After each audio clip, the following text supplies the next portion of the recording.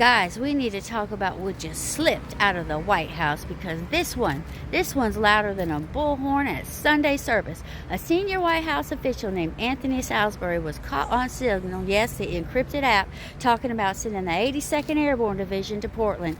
You heard that right, one of America's most elite combat units. Not the Guard, not the local police, the 82nd Airborne. Now, the conversation wasn't supposed to see daylight, but somebody spotted it in public, and Salisbury was messaging Patrick Weaver, an advisor to Defense Secretary Pete Hegseth.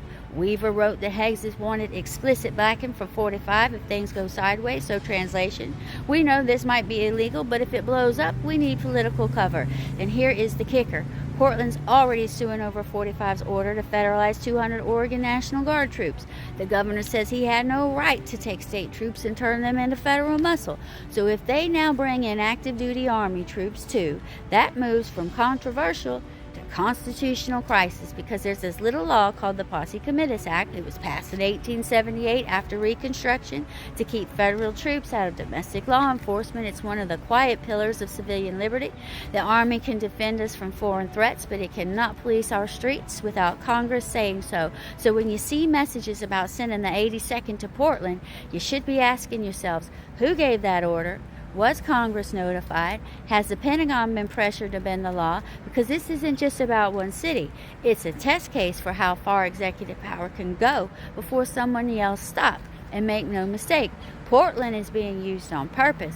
It's a blue city, a symbol of protest culture, and it's politically convenient to paint it as chaos needing control. You don't pick Portland for federal protection. You pick Portland for political theater. The White House says the messages that they weren't classified and that Salisbury was actually in Minnesota for a funeral. But let's be real.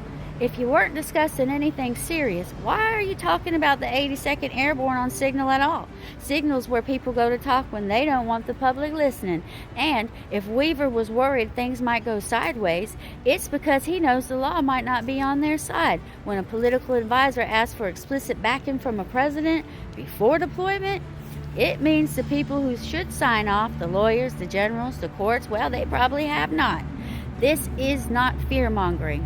It is constitutional literacy. If we normalize elite combat units patrolling U.S. cities under political orders, we erode a line that took a century and a half to draw. Once it's crossed, getting it back will not be so easy. So yeah, ask yourselves, why Portland keeps becoming a sandbox for federal force, ask why Congress isn't holding hearings, and ask why one of America's most elite units is even in the conversation.